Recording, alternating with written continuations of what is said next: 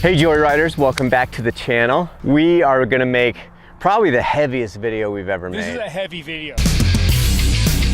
This is all an act. I'm never heavy. I'm more of this than this. Most things you learn in cycling, you're gonna do a jump this big, then you're gonna do a jump this big, then you're gonna do a jump this big. With braking, we're gonna start with being the most badass breaker ever. So if you just got into mountain biking and you're a total beginner, this is the video. This is how you brake. And by the way, what we're gonna show you guys, I've been teaching forever, but I always taught it to good riders or downhillers. Now we teach this from day one because you're gonna learn something. Might as well be the most badass, heavy braking, traction inducing, confidence building, sickness. This has insane ramifications for your mindset on the bicycle. It's a physical skill, but it ties deeply to the emotional experiences you guys are already having. We're all out there braking when we don't want to brake. You know you shouldn't brake, but you do anyway. And I hear people feeling apologetic. I'm always braking. I brake too much. I always brake in turns. I try to open the brakes, but I don't have the confidence. I don't want to brake here. I know I shouldn't, but I can't help myself. If I brake all the time, I can stay in control. All that stuff comes from not knowing how to brake correctly.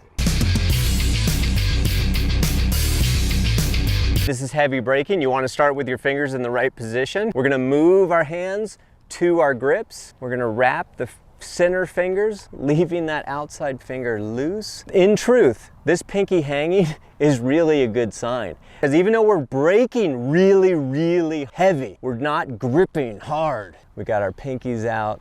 We got this finger pulling the levers and modulating perfectly. Buddy, yes. And by the way, all you guys who are using two fingers to brake, your index finger is anatomically independent from your other fingers. Your middle finger shares tendons with your ring finger.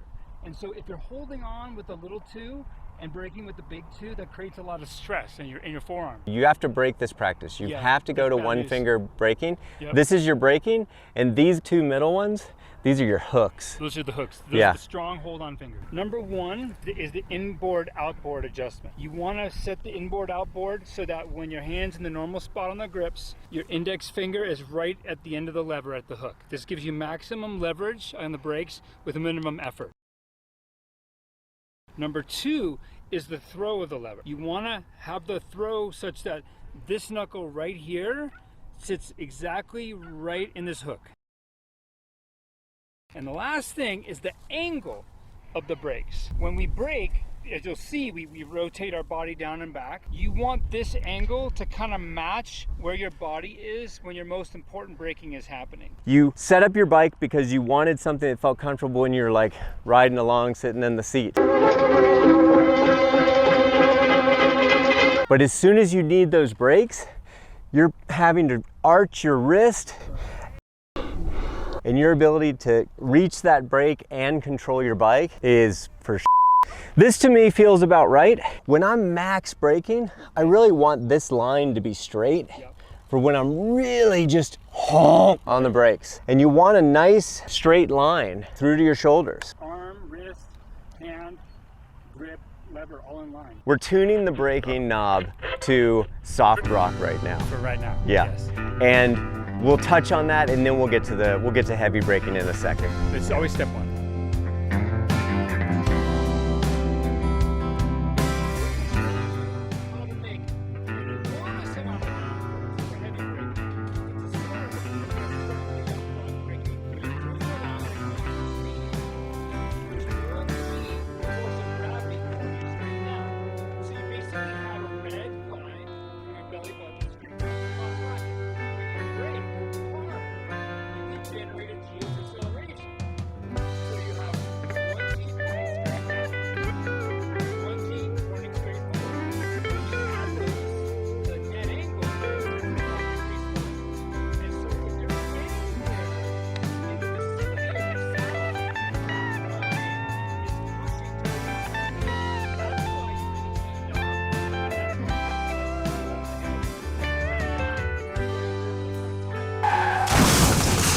It's generally best not to go flying over the handlebars. Thanks, Captain Obvious.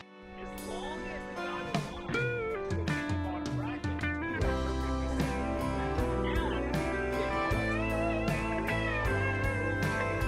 That's basic braking. Keep all the weight in your feet.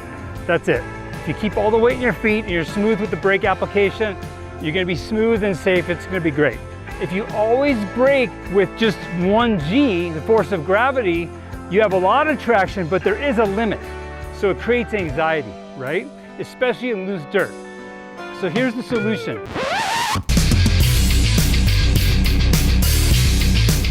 When we need traction, we create traction. We basically move between our high hinge and our low hinge, and we can create load. You can get on your bathroom scale right now and do this, and you're gonna see some huge numbers down there. You can double your weight, quintuple your weight. So now what we'll do is we're gonna do our braking and add downforce. And this is so cool. Oh, I like that one.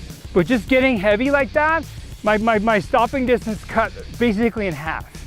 Pretty rad. You probably need to stop twice as heavy. Twice as heavy, half the distance. The way we create traction and really confidence and safety is by creating moments of heaviness. That was good, dude.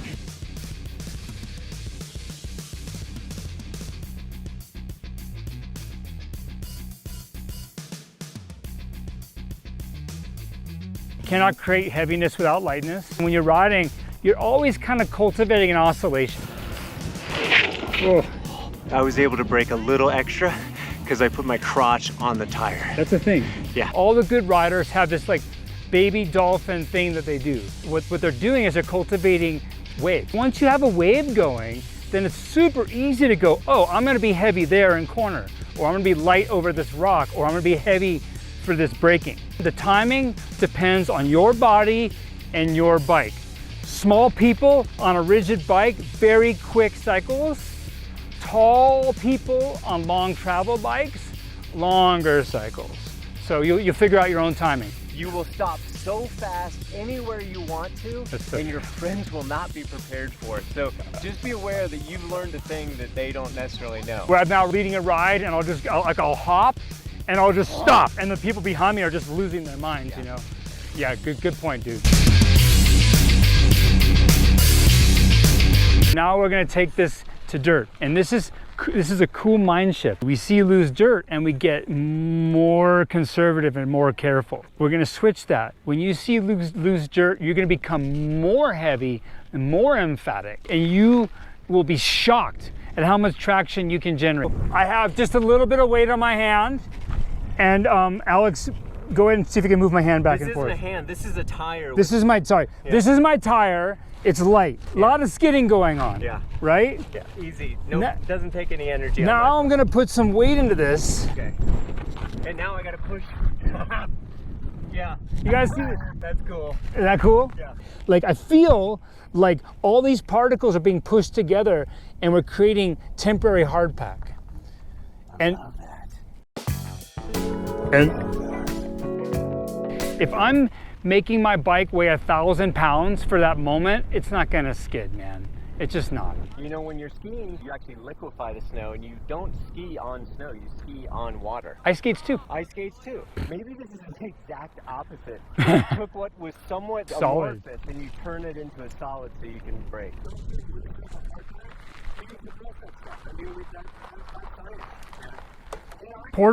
It's portable hardback. You know what? You can't argue with it, and some of you will. So we look forward to your comment. Ah, they will.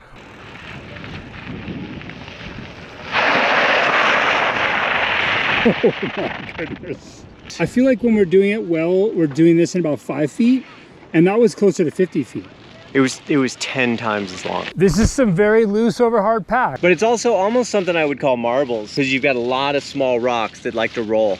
The looser it is, the more heavy and emphatic you get. As you'll see Alex and I mess around, the heavier you get, the better it works. Ooh. That was pretty good. That was good. I shouldn't be surprised, and I'm not really. Lee moves through his low hinge to high hinge to create lightness. Now he's dealing with 1 G of forward momentum, but 2 Gs of downforce, allowing him to use less angle and stay more centered. You only have so much range of motion with your legs. So you can only be so heavy for so long. Basically, you can be a little bit heavy for a long time. Not useful, or very heavy for a short time. So if you're going really fast, then you might need multiple braking sequences. Yeah.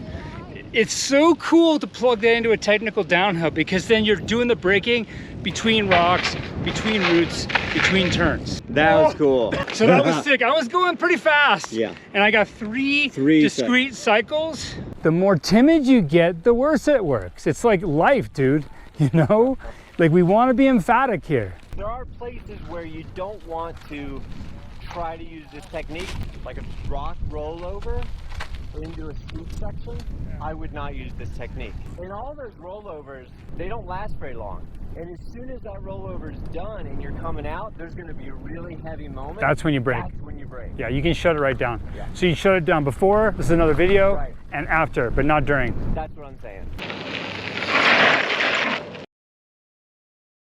You can subscribe and the algorithm will not show you the video unless you've hit the bell. The only way to be 100% sure that you're gonna see the next video is to hit that bell. No kidding. Yeah, no one knows that, and only 6% of people hit the bell. Hit the bell. Dang. If you've been watching this and you're a subscriber and you haven't hit the bell, go hit the bell. Hit the bell. Because you're missing some of the shows when they come out. I have people say, hey, you didn't put out a show last week. Yeah, we did. Yeah, we did. Yeah, we've been putting them out every week. We're loving it. Yeah. Hopefully you guys are too. We love the comments, keep them coming. Yeah. And we'll see you next time on Enjoy a Bike.